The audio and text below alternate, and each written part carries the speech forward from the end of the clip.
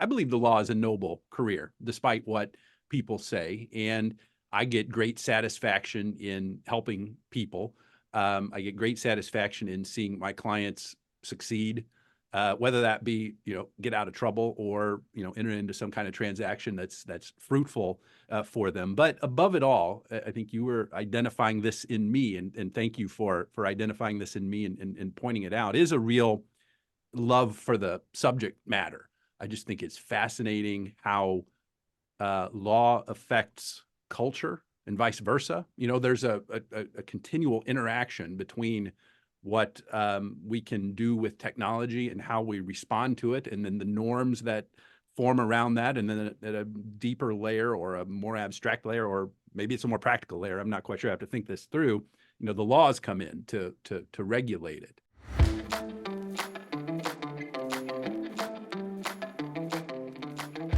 Culminators, thank you for joining us today. I am speaking to this is one of that category that I tell you about when I say, here's a guy I've known on the internet for a million years and spoken on the phone a couple of times, but this may be the closest we come to in the foreseeable future, because I hardly have to get to Chicago anymore to see Evan Brown in person, or which is to see him through the magic of Zoom, which is how we do our ColemanNation podcast recording.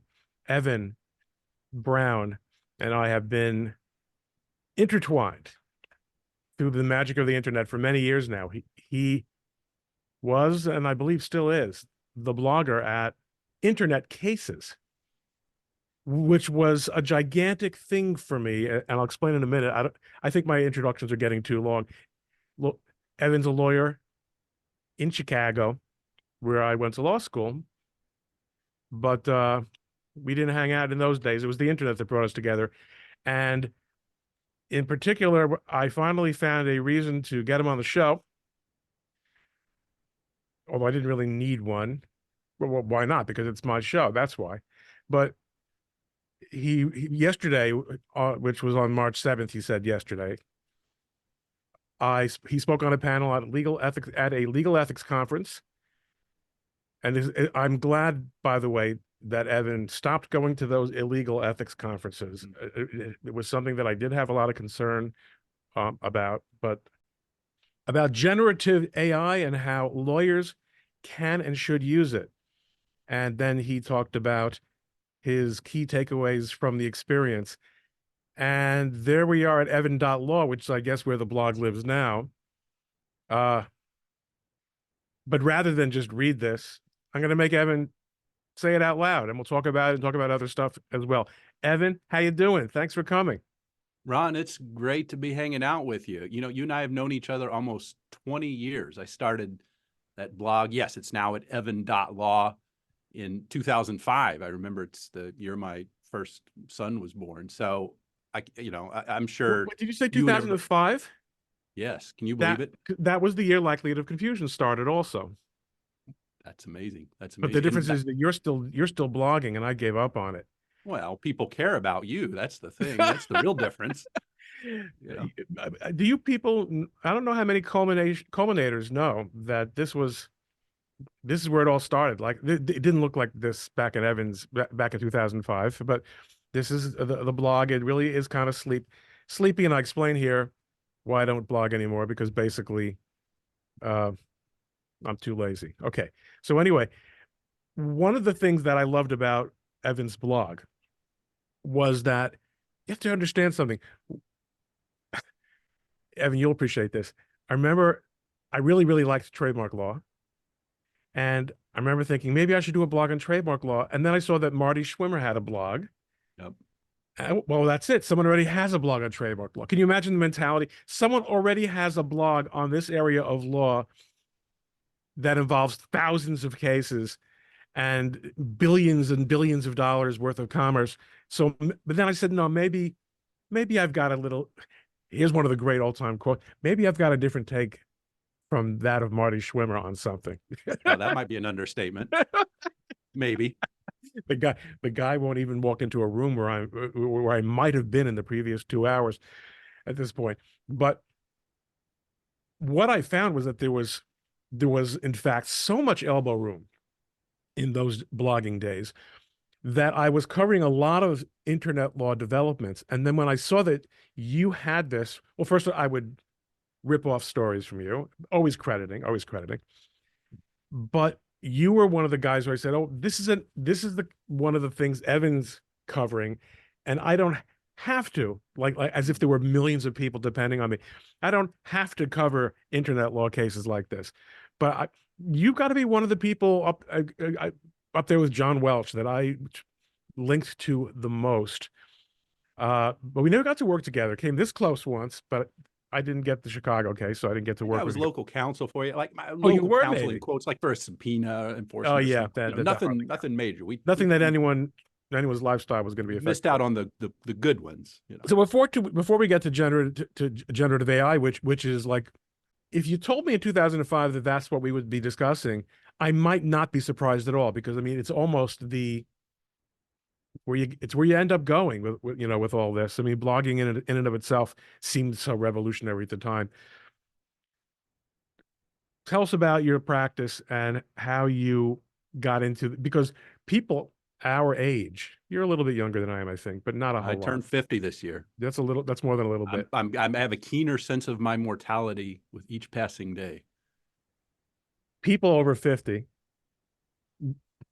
weren't necessarily like, there was no such thing as internet law when we went to law school. Right. And someone, it becomes a very big part of our practice. How did it happen for you, and how did you get into it?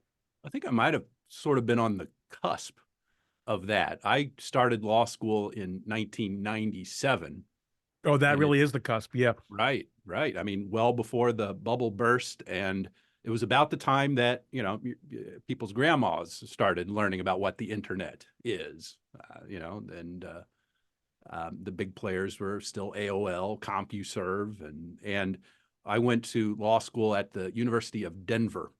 I'm originally from Indiana, wanted to move out west. I had a Jeep at the time, loved skiing, loved spending time outdoors. I planned on living out west for the rest of my life, but my third year of law school in the year 2000, I met the girl that I've now been married to for almost 22 years, and she's from Chicago, so we compromised and did it her way and came here. So 97, I moved out there, didn't know a soul, and I lived in on-campus housing. Even, as a law student, I moved into the dorms, and it had a T1 connection.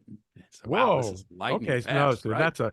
that's a very different. Listen, I in my freshman year dorm, there was, I mean, again, I graduated in '88, Uh, and there was, of course, no internet. And but I did have an IBM PC Junior, ooh, which was unusual. Very few people had computers. right. That's I even mean, before like the 386, isn't it? Or the yeah, 286. yeah. It was a classic. It was famous. It had a wireless keyboard. That was the infrared. My goodness. My goodness. Okay, we please continue. Tell us the So story. it was 97. I would go to class and as a first year law student and read these cases that, if there's any lawyers listening, you'll know immediately what I mean when I say International Shoe, Worldwide Volkswagen, Penoyer versus Neff. These cases about, The uh, Industrial Revolution.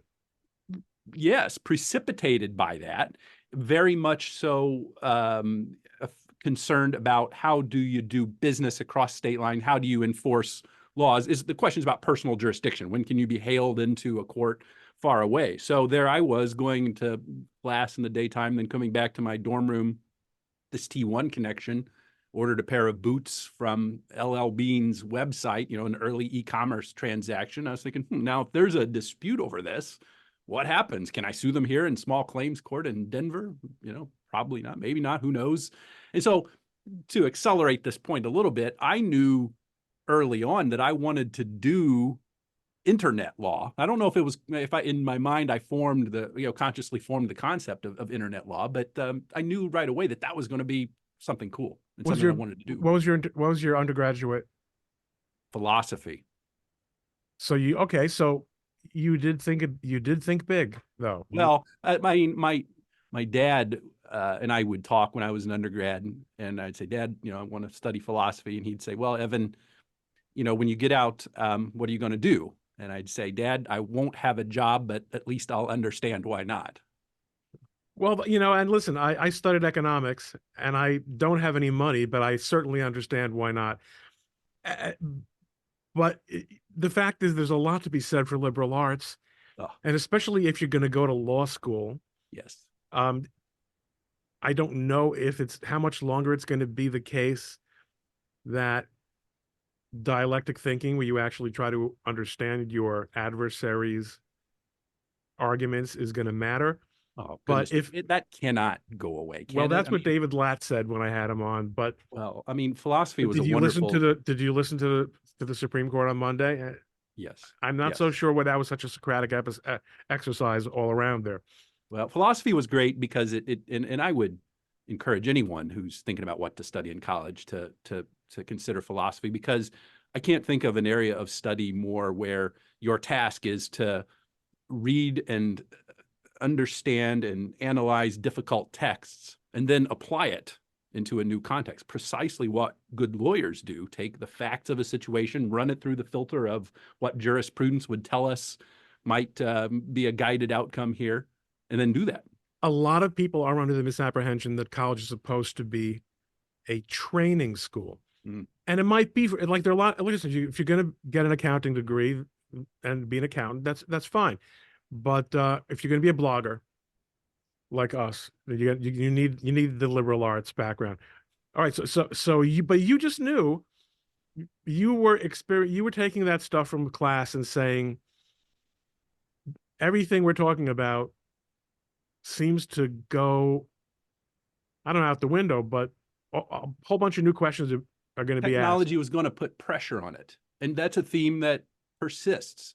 I knew the what right away, that I was interested in the law of the internet, but I didn't precisely know how to do it. And I asked a few people. I asked a professor at the University of Denver named David Soma, who taught computer law. That's what they called it. Right. What should I study? Well, take my class, but then also pay attention in contracts class, study copyright law, study trademark, because there are these issues around domain names. You know what that is, right? The thing before the .com. That's what he was saying to me. I wasn't saying that to you, Ron. And so that's how I got into intellectual property, was knowing that I was interested in technology. And I asked myself, how are these, in what existing legal categories are these issues going to reveal themselves in the practice? I want to do something interesting. I want to do something cool.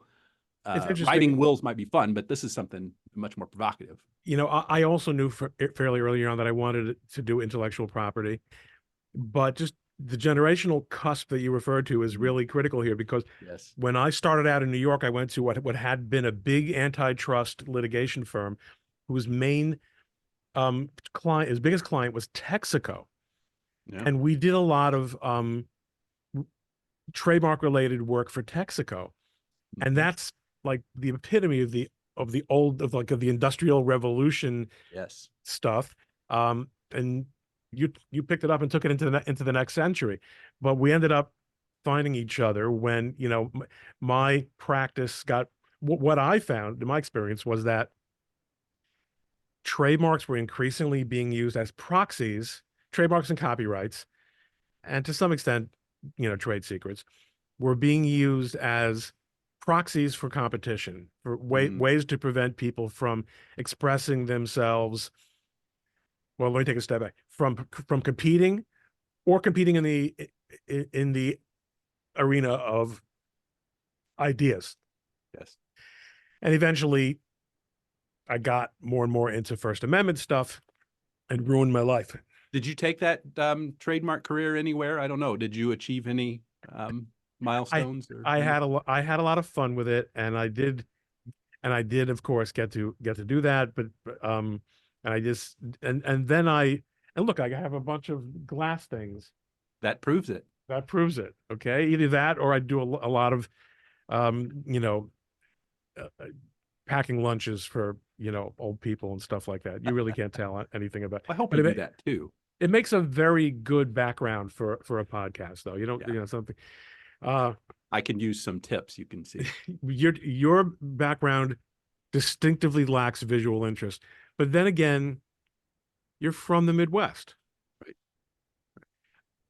So you have followed this, and you started blogging a couple of years after law school. Yeah, I After graduated in grad. 2000. And so, yeah, I was just starting to become not so dangerous as a new lawyer. Like, they still and call it the practice of law. and it really is. I think it's remarkable that you've kept it up. I mean, there are very, I frequently have to go. This is folks is Evan.law, and these are all the things. Are you more of a transactional than a litigation, or is it? When I had been practicing for, well, shortly after I started blogging, I went to work at Hinshaw and Culbertson. That's an AmLaw 200 litigation firm. I did a ton of litigation there. So I would say I've never called myself a trial lawyer, but certainly a litigator. So if you were to look at a pie chart of how I spend my time now, maybe 20, 30, 40%, it varies depending on when you measure it, is what I would just call dispute resolution. I still Right. know where the courthouse is. You can still see, I still know how to tie a tie. I talk to a judge once in a while. We're the only ones left. We're the only ones who have to wear a tie, is people who have to go in front of judges. It's true. That's right. That's right. And so I mean, at any given point in time, I've got a few litigation matters going on right now, an interesting breach of contract case involving some software, a few things in front of the Trademark Trial and Appeal Board. I do a fair amount of domain name disputes. I'm also a panelist and arbitrator for World Intellectual Property Organization. So I decide domain name disputes under the UDRP, the Uniform Domain Name Dispute Resolution Policy. And so, anywhere from 20 to 40% is, what I would characterize as dispute resolution, sometimes becoming litigation. And then the other portion of that, of the pie chart, the remaining 60 to 80% or whatever, is what I would call, I guess what most people would call transactional work, negotiating deals, advising a lot of technology companies on, their services agreements, development, the issues around that, making sure that the right things are in place. Trademark prosecution is a big part of that. Just advising on risk. And then, of course, how can you, as they say here in the Midwest, how could you swing a cat and not hit, artificial intelligence these days? And that's really revealing itself in so many ways. And I love thinking about it. And it does actually show up in the issues that I help my clients on in a number of different ways, which is fascinating because it's a great way to see current innovation. And I want to talk about that in a second, but I just want to make an incredible observation here, which is that you've really described what I consider to be a really dream career. Well, Yeah, thanks. there are people who make it to the top of gigantic law firms and the masters of the universe, and I think many of them might even love their work. But you described a process by which you developed an interest as an inquiring person and said, "This is what I want to do," and then you did it. You were able to, you literally like, one of the most dangerous things in the world is when you hear people say, "Follow your passions." So then you have, going back to my liberal arts discussion, you have a lot of basket weavers and musicians and, dance, you know, dance interpreters. But I mean, listen, going to law school is a serious business. It's, it's really something you should do only if you want to practice law, notwithstanding the fact that all the talking heads in the world seem to have gone to law school. But you really followed something that you were really captured by, and you've been able to create a successful career doing it, and staying on top of it, being sort of a before influencers, we would say an opinion leader. That would be the terminology. That's fantastic. I mean, what a great outcome. Well, thanks, Ron. I mean, I can see why you and I have been the two members of this mutual admiration society for so many years. You're very kind and to say that. And I guess this is also where I should, maybe inject a couple of platitudes, not just for the sake of injecting platitudes because it's true, but I believe the law is a noble career, despite what people say. And I get great satisfaction in helping people. I get great satisfaction in seeing my clients succeed. whether that be, get out of trouble or, enter into some kind of transaction that's fruitful for them. But above it all, I think you were identifying this in me, and thank you for identifying this in me and pointing it out, is a real love for the subject matter. I just think it's fascinating how law affects culture and vice versa. There's a continual interaction between what we can do with technology and how we respond to it, and then the norms that form around that, and then at a deeper layer or a more abstract layer, or maybe it's a more practical layer. I'm not quite sure. I have to think this through. The laws come in to regulate it. Kevin Kelly, I think he's one of the co-founders of Wired magazine, an early thinker on these modern categories of technology, made this. So there was a sort of motif in his thinking that with more advancements in technology, we have more choices. It allows us to do more things. If you have a wheel, you can put it on a cart and transport things better than you could if you were putting a load of sticks on your back. I've got to try that. Oh, what comes around goes around, right? And so, just look at how that motif is true. It gives us more choices, and then every time a human is given more choices, there's an opportunity to do good or to do evil. And I'm a reformed Christian. I believe in the total depravity of the human soul. So given our left to our own devices, we'll make the evil choice. And so the law sometimes has to come in and restrain that. And it's fascinating to see how that all works. And then we have the ethical challenge of keeping the law on the rails, which has been a remarkable thing to observe, and a remarkable attempt to be involved in, or effort to be involved in. We could definitely go down our own philosophical hole here, but let's get back to the AI stuff, which to some extent is exactly what a process that you described. Here's another set of incredible choices. Our choices are now being massively leveraged, arguably or potentially against us, or against our interests. And boom, now lawyers are confronting it. But before we get to the tweet topic, which is the ethical issues that arise from AI, how are you seeing it in your practice coming up, other than as the subject matter of development agreements, which obviously would be the case? Yeah. Well, it's good to use in the practice of law. You're doing it. Yes. And I know, heaven forbid, right? Ron, candidly, I think that in 5 years, maybe sooner, who knows, because we can't handle how fast things are going. We can't really gauge how fast things are going here, but soon, and very soon, it will be the expected standard of practice for attorneys to be competent with these technologies. If an attorney doesn't, they're going to example. In a complex discovery, in a complex commercial matter with millions of pages of discovery, you can't tell me that you and your team are going to look at every page and understand what's there. Right. In fact, that's been integrated into the algorithms used by the vendors. Yeah. By the vendors on document production, and it's a great example because it has become acceptable in the courts. And it seems so Stone Age now to say, well, what were your search terms? What were your search terms? In other words, ladies and gentlemen, what are Ron and Evan talking about? Subpoena or document demand.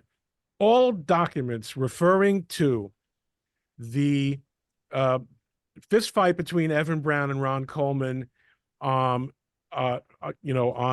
LaSalle Avenue in December, on or around December 15th, 2014. Outside Monk's Pub. Okay, so, and you know that's actually been a major topic. So you have to identify. You're going to work out a protocol with the standard now is that the magistrate, let's say it's a federal case, is going to require you to submit a protocol. What are going to be the methods we're going to use to find documents. So when I was doing this Texaco antitrust work, Mm. we would be locked up in a windowless. I'm a first year, and they went out to Chicago to recruit the great brain Ron Coleman and bring him back to New York in order to place him in a windowless conference room full of bankers boxes, as we call them, which in turn were full of photocopies Yes. with Bates numbers on them, looking for words like oil well manually. In a Texaco matter. Yeah. And you can imagine how long I lasted in that gig. Right, right, right. So now you got to explain how you're going to do this in an automated fashion. But the reason that I brought the conference room point up is in those days, there was photocopying, but there was theoretically a finite number of documents. And in the digital era, it's potentially infinite, as in a matter of speaking. Yes. There's deletion, and then there's attempted deletion. So you need to see, how are we going to search for documents? Whose drives and devices are we going to search for documents on? And what will be the criteria by which we decide a document makes the first cut? So yes, vendors have now added to this, and this is a great advance for the clients, because instead of paying a first-year attorney, if you knew what my billable rate was in those days, my God, though, I think it was $95 an hour at the old K. Scholler in 1990. Instead of paying lawyers to do that first cut, you're having computers do the first. Yes, your universe of documents on the same comparable topics might be even greater, but the speed of review for cutting out chaff, duplicates, all irrelevant. Yeah, that's what chaff is, right? Immediately, it's a gigantic savings for clients. Well, and you're talking about it in terms of complying with our standards under the rules of civil procedure to be responsive to discovery. The benefits go much deeper than that, and that it would include, the way that this can go deeper is understanding the case better. Yes. Using these technologies to investigation, by the internal investigation, the pre-litigation. Draw connections that you may not, because you might be really tired looking at document number 12,000, Bates number 12,642 at 7 p.m. on Thursday, but you're still doing the same task the following Wednesday. But there may be a concept that's to be linked there that you and your tired mind and fallible nature, wouldn't pick up on, but that can be done there. And so that's so let me again explain for the civilians. These documents, after the successive cuts are made, go into these massive relational databases. Yes. That enable you to categorize documents by custodian, by topic, by... What's a custodian, Ron? What's the person who... In this context. By the person whose device or whose email box on a company-wide server. I feel like there's some law learning going on here, so I want to make sure that it's maximized. Law learning. You can so what Evan's saying is going beyond the mere spread. So what we had 10 years ago was a spreadsheet, was an electronic spreadsheet that would do all these great things for us. And then you could say, oh, well, here are all the documents that were on that topic that were generated by HR and all kinds of things. But now AI is going to come along and say, here's what you didn't think of. Here's what your tired brain with that 14th cup of coffee didn't come up with. Yeah. Well, wow.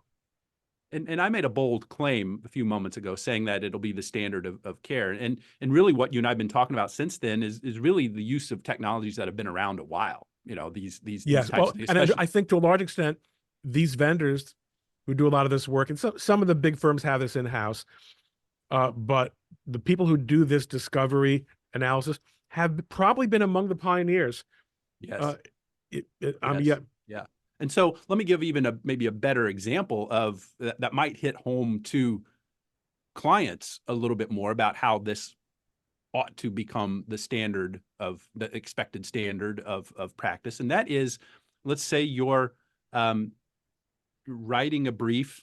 We'll use a dispute resolution, litigation context again. You're writing a brief, and the process of writing a brief that the attorney takes is to take the facts that you have. Let's say it's a summary judgment motion where you're asking the court to dismiss the matter before you go to trial because it's so clear that your side, the facts, that the evidence that you have are so clear that it shouldn't go to trial. So you're writing a brief, and you're proving that to the court. So the lawyer takes the facts that he or she knows from familiarity with the file, this process that we've been talking about, that's already done, and you know what's there. And then you've got to argue how the law directs the judge to determine that these facts show there's no genuine issue. And so to do that involves writing a brief that you submit to the court. And if your opponent has these wonderful tools that can, quote unquote, understand the facts and also then be able to help you understand what the law says. And by that, I mean, what is the shape of the jurisprudence, which is seen by looking at hundreds of different written opinions from different courts, usually in that most helpfully in that jurisdiction, but elsewhere. If you're not doing that, but your opponent is practicing circles around you and doing that so much better. And one would be foolish to hire a lawyer who's not using the best reliable tools available to that practice. In much the same way now that I would not be serving my clients well if I hand wrote all the documents that I submit to the court and sent them by Pony Express to the judge's chambers.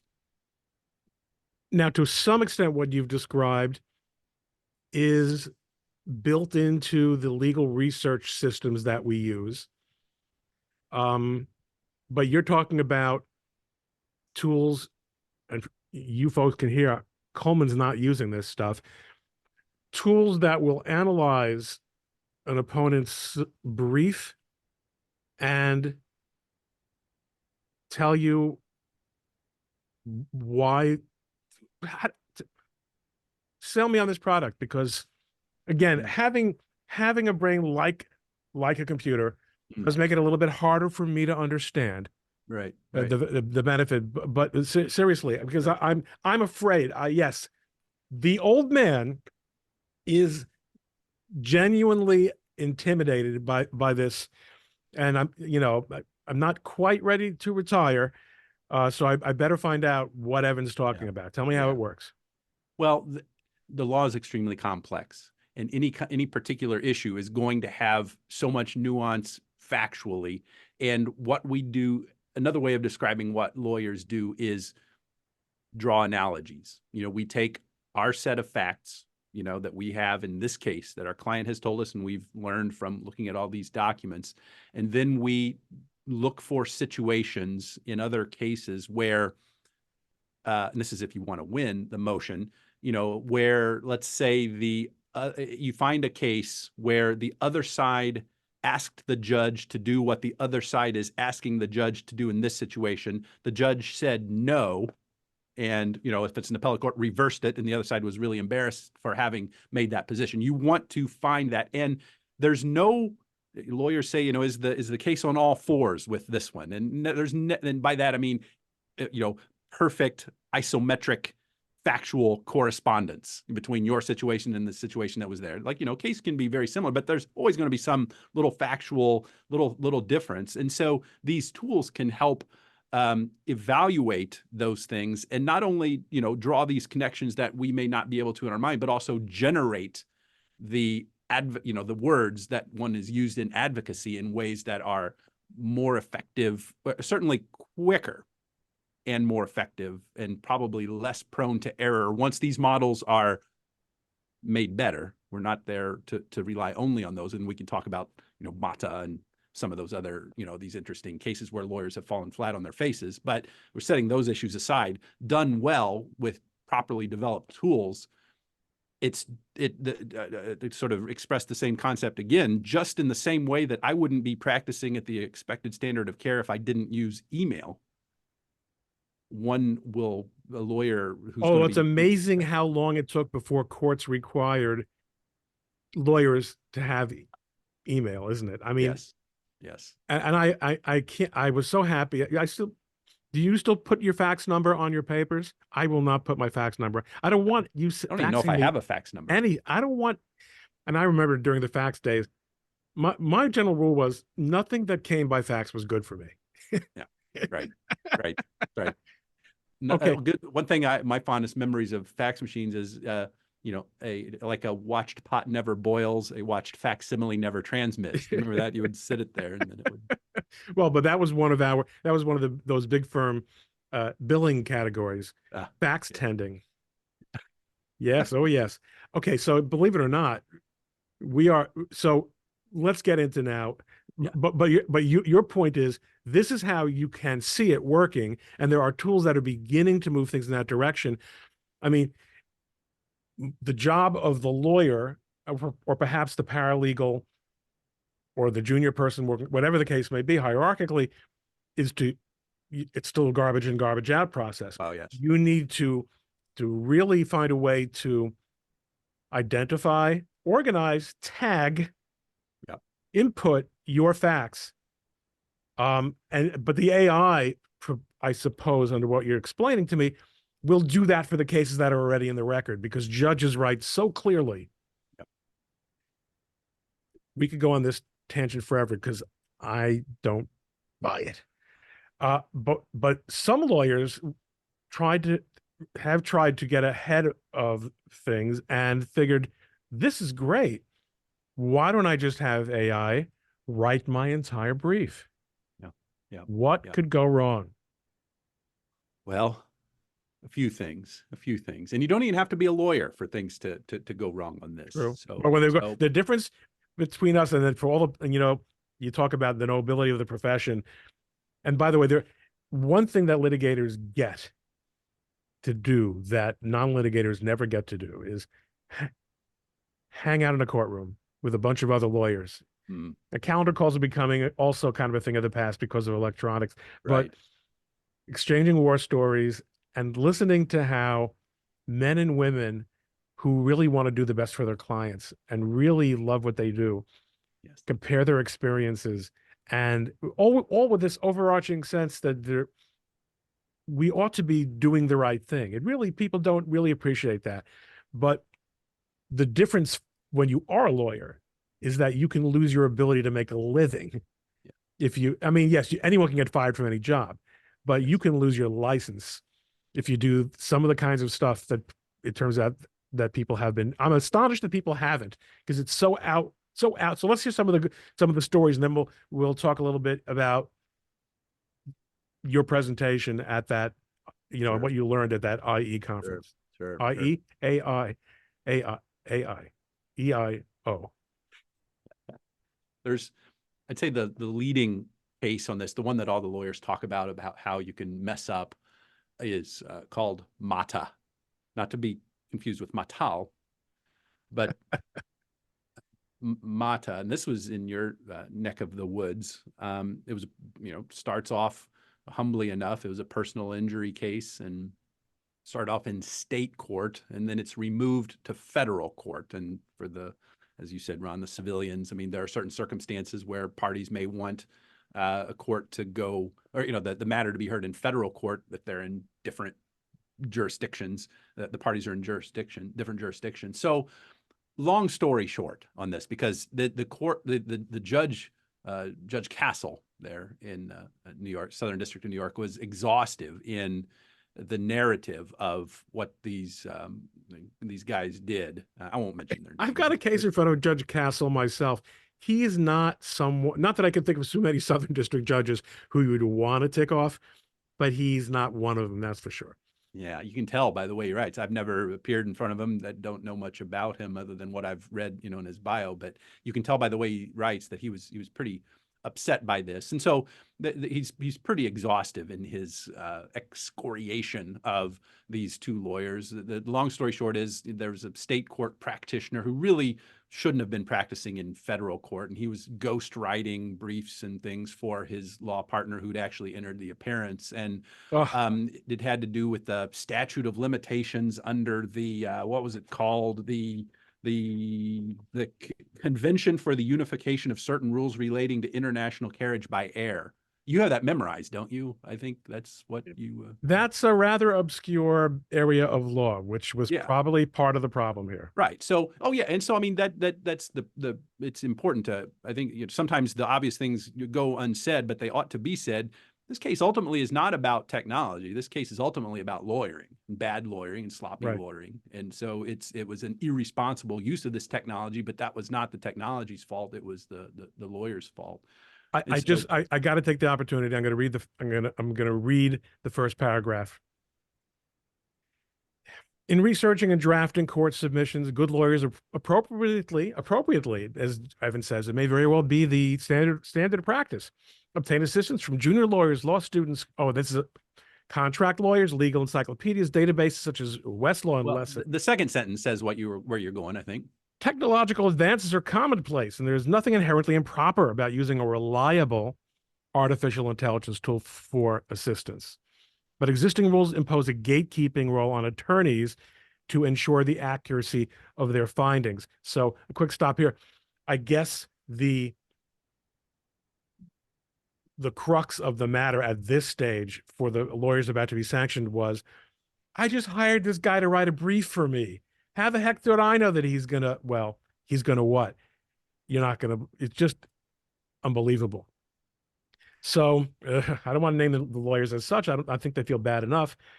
Such and such lawyers abandoned their responsibilities when they submitted non-existent judicial opinions with fake quotes and citations created by the artificial tool Chat GPT. Then continue to stand by the fake opinions after judicial orders called their existence into question. Okay, so that second part is beyond the scope of our discussion. I mean, that's just crazy talk. They doubled down in their error. So what happened here, I guess, is that the AI said, this is what it looks like when in a legal brief, when someone cites authority. Without actually understanding, so to speak, it had not been taught properly that these citations have to come from existing authority. Right. These were hallucinations, as they say. Within 14, so at the end it says, within 14 days of this order, respondents shall send via first-class mail a letter individually addressed to each judge, falsely identified as the author of the fake Varghese, Shaboon, Peterson, Martinez, Durden, and Miller opinions. Now, most of those names would pass right by you. But listen, we live in an era, it's not, there's all kinds of names in American life. Right. But when you see Shaboon, you might want to say, I want to see that opinion myself, because it does sound like a made-up name. Well, yeah, I mean, and this is an interesting point you're raising here, because the Judge Castle ordered the lawyers to essentially apologize to the real judges who are attributed to these fake case or non-existent cases, because in the discussion, it's like, Judge so-and-so in Nebraska, said this in the, I don't know, whatever. But, and so there were actual real judges included, but they were made to look foolish, if you read it that way, in this case, or in this brief. So this isn't, in your point is well taken, that this is not really a technology case. This is a lawyering case, because no one on earth would have ever imagined that this was a defensible, and no one who, with any state court or not, professional ability would listen. I can understand an emergency saying, write me up a brief, I mean, because a lot of this stuff is boilerplate, but it's the same damn thing in every, and then I'm gonna check the sites. Right. Then I'm gonna check. And once I see that first site, yes, I remember asking like, do I have to read the entire, every time I cite a case, am I really responsible to read the entire, some of these opinions are very, very long. Right. Okay. So this is a no-brainer. What are the more interesting ethical issues that came up in this conference? Yeah. Well, there was a similar one with using Chat GPT in a way that was, unwise, but it didn't result in the lawyers losing real bad. And this was a case called JG versus New York City Department of Education, again, in your neck of the woods there. And so the lawyers were entitled to recovery of their fees. This is, JG versus New York City Department of Education. They were entitled to recover their fees as the prevailing party. And you know how this goes, Ron. When you've been awarded fees, you can use a number of different ways of showing how much you ought to be able to recover, how much time you spent, what your prevailing rate ought to be, and all this stuff. And so what they did, this is a good case of where no good deed goes unpunished. And the Well, good deed, if it involves Paul Engelmeyer, well, oh, another one. you know better than I do. And so, I mean, these lawyers were just trying to be really comprehensive and very thorough, citing as many sources as they could to justify what their fees were. And one of the things they did, in addition to, submitting evidence about what their standard rate is from the market, was they said, well, we just wanted to run a cross check. So we entered it into ChatGPT. What are the prevailing rates for a lawyer in New York City for this, blah, blah, blah. And ChatGPT submitted some response.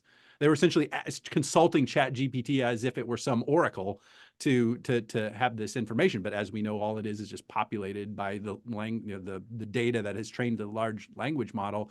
And the court just didn't like that. I loved, you've got to, one of the fun things about practicing law is the sort of the prosaic language you'll uncover. The judge said that ChatGPT was utterly and unusually unpersuasive in this situation. So that's one of the things to avoid. It's funny though that Engelmeyer comes up because I'll tell you the truth. Earlier, when you said that there are no two cases that are exactly the same, I had a case in front of him. This was the level 3 versus LVMH case that I wrote about a lot on the blog. Yes. And he had written a case.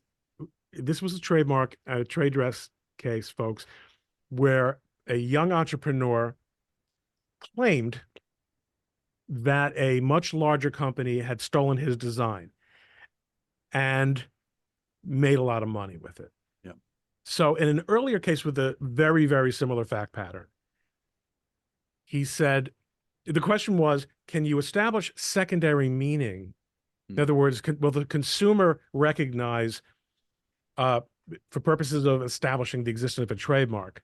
And this is extremely difficult in a trade dress setting, much less a product configuration trade dress setting.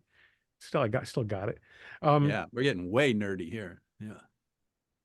You have to prove, maybe they stole your idea. You have to prove your idea is protectable. And in order to prove that your idea is protectable, you have to prove that the world associates that design with you. Yes. So in this previous case, he ticked off all these factors. And he said, but what's missing here is a meaningful social media program. That would have been the proof that, yes, we understand that you can't advertise and that, you're the little guy and he's the big guy, but it's not as if you even went on Instagram, therefore dismissed. Yeah. My case was every single thing here, but my guy had the Instagram and he had the celebrities and he had this was like his decision. The previous decision was a roadmap to demonstrating. As I wanted to interrupt you and say what you're trying to say is judge me. This is the case. This is the case you should read. Yes. And he was absolutely not going to let it happen. And he did, and he really, if he didn't really address the fact that we were following his guidance in an earlier case. He is, but that's typical Southern District experience, actually. Okay, but this is fascinating because it's a completely different angle on the use of Chat GPT. It's not nearly as scandalous, and it seems like even. But were the numbers that they came up with crazy? I don't think so. They just sort of confirmed what they had said, what they had found in these other sources. And he cites, I see, Matav, Matav.Avianca Inc. Yeah.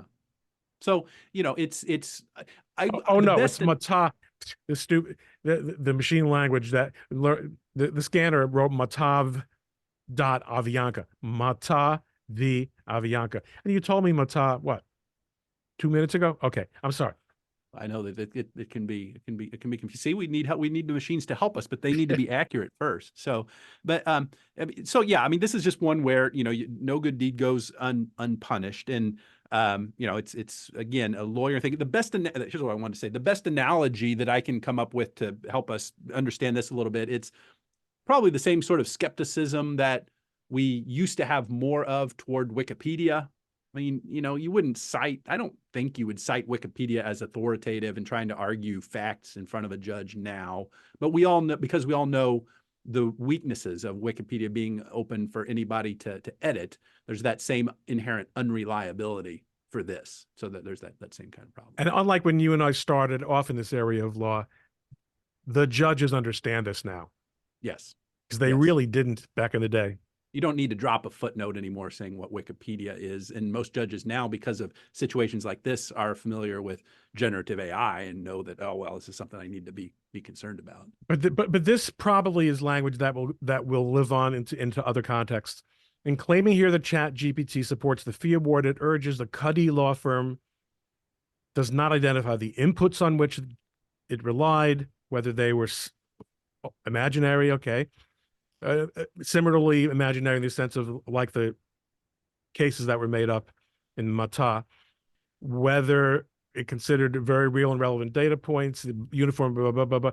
In other words, it's not so different from the way we look at it, expert testimony. Yes. Is it procedurally, is not procedurally, is it methodologically valid? Is it sound? Yes. Is it, I don't have to agree with the expert's conclusion, but at least show me the math. Right. Speaking more broadly, what kind of issues besides these kind of, again, maybe not as obvious as the first one, yeah, but what are the slip ups that we're looking at and we need to make sure we avoid? I think probably the other category, what we've talked about so far is practicing in front of the court, and how to conduct oneself in accordance with the rules that govern us there, candor, and what have you, being honorable in front of the tribunal. The other category, broadly speaking, has to do with the lawyer's relationship to the client. I mean, we're also obligated to keep our clients' confidences, not disclose that information. This is the basis of the attorney-client privilege. And we're also not supposed to prejudice our client, through some sort of conflict of interest, using information that might be harmful to our client, in a previous matter or something like that. That's why sometimes we're conflicted out. We can't represent a client where if we've been adverse to the current, where we were represented the current adversary, all kinds of reasons why there might be conflicts of interest. And so let's use the example of a law firm that wants to train an LLM by populating it with every email that has been sent, every brief that's been written, every case that's been downloaded from Westlaw, the collective digital knowledge of the law firm plugged into this LLM to train a large language model. This is the framework, the technological term for really what's happening when we're using these generative things. So imagine this situation. Let's say that I go to work for a big law firm in Manhattan, and I bring with me the client, or one of my the litigation matters that I want to bring with me is Acme versus Jones, and 20 years or so ago, the firm that I'm going to was adverse to Jones, the person that we're pursuing the litigation now. And there's all this information that would be, that Jones had.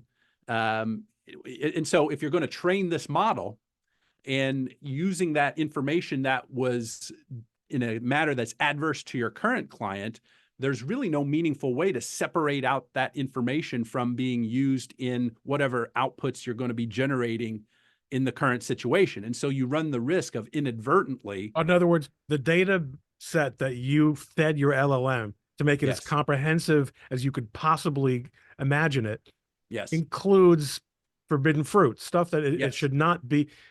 Although if it weren't for this new litigation, or this new conflict, it would Right. have been entirely appropriate Yes. for that information. Of course, so Well, this what you do is usually have an ethical wall that's put up in that situation where you wall off the lawyers who were involved with that litigation. Let's not make it 20 years ago in this hypothetical. Let's yeah, I just was make it thinking about that. let's make it 5 years ago where there's still people there and there's still information. So you want to wall off those people who were adverse, who were working, adverse to your client to the interest that your client now has 5 years or so ago. So how are you going to make sure that that information is not part of what is used to train the LLM that you're then drawing upon to conduct yourself in the current litigation? It seems difficult. It poses a very challenging technological problem to ensure that you're not using information that you ought not have access to. It really is intriguing because you also, I mean, there's a point at which aggregated information should be inoffensive. It shouldn't be problematic. Yes. And it makes me think of the dispute going on in the creative world, where authors are complaining that their work is being used to train the AI that may put them out of business. And I Yes. was just thinking this morning, in fact, about I have trouble understanding how that could possibly be a copyright infringement. It's if I read a book and learn from you how to do something right, but that I say that because I don't really truly understand how reading scripts becomes learning how to write scripts by a Mhm. machine. Yeah. All right, so that's an example of an issue also in a litigation context, although that also Yeah. could be in a transactional context in the context. Yeah. Yeah. And I think maybe even the broader issue here is um, what do your clients think of you using their confidential information to populate your system, to train your system? So that's one of those things that lawyers ought to think about is, do you need to update your engagement letter with the client to say, oh, by the way, we're going to be taking all the sensitive stuff, all of your dirty laundry that we know about, and we're going to be plugging it into the system so that it can be of use to all of our other clients when we're doing this as well. And so clients, if they know about that, and I think that there's an obligation that we have as lawyers to let the client know that, our duty of candor to them, and that if they ask for assurances that we're not violating our obligations of confidentiality, I would imagine a lot of clients would think twice about that. Notwithstanding about how helpful it could be to us as lawyers to be able to meaningfully draw on all our knowledge that we have. Ron, I know you do this because every good lawyer does. And so if every good lawyer does it, you will do it.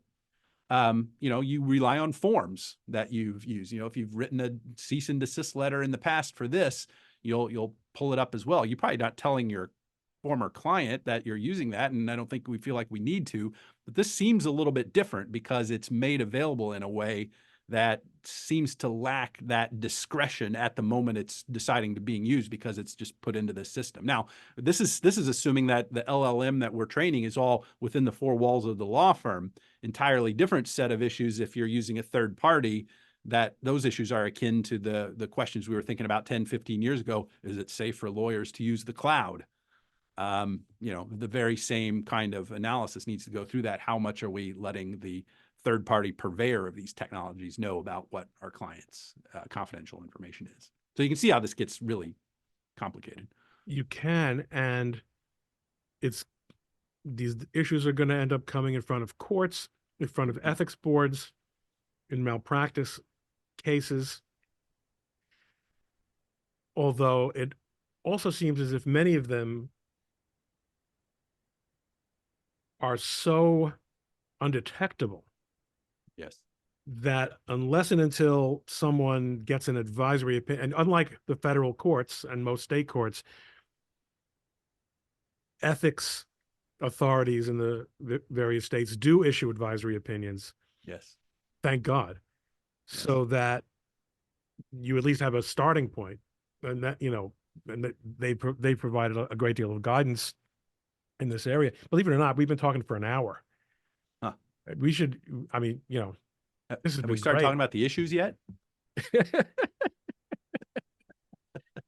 Any other thoughts then that we could, that, I mean, anything else you want to leave our trembling audience with, now that everyone's terrified? Well, I mean, we've confined our discussion to the legal issues around more like, the practice of law. We need many hours to do this, not just one, but, there are so many pressing issues when it comes to the adoption and use of these technologies that affect us at a much broader scale, culturally, socially, where we're going as a civilization, how we inculcate values to the next generation, and who controls history. I mean, we cannot at least give a nod to some of the concerns that showed up in the debacle from 3 or 4 weeks ago with Google Gemini and the results that it was there. So you and I have confined our discussion to a very narrow set of use cases here, but the discussion that is to be had is really limitless, because this will pervade just about every area in which we entertain ourselves, communicate, or engage in commerce. So a lot to look forward to, but a lot to be on guard about as well. Maybe we should do a continuing series, Evan. You know how much I would enjoy that, Ron? That would be wonderful. Well, let's see, because I'll tell you something. I think there might be a great deal of interest in this conversation between the two of us. I mean, lots of people are having it, but you and I are among the most interesting people in the world. So it would be that much more interesting for others. The only reason I am is because I've spent an hour with you. That's this guy. No, you really. If you would have me, I would be delighted. I mean, there are so many philosophical issues about this, not just philosophical, but how they apply. Let's think about this. Let's talk about it offline and see if we maybe wanted like a series and we can cross promote, on our respective platforms. And that might be a nice, this is a real LinkedIn. This is one of those times where I'm going to upload the whole thing on LinkedIn. I think it's going to get a lot of play. Plus we're both wearing ties. Yeah. It's Jeremy, funny how you did get different traction in different places, isn't it? Yes, it is. Thanks for everything, Evan. We'll talk more. Great talking to you. This really, the hour flew by. Oh, same here, Ron. It's been great. Catch you later. We'll talk soon.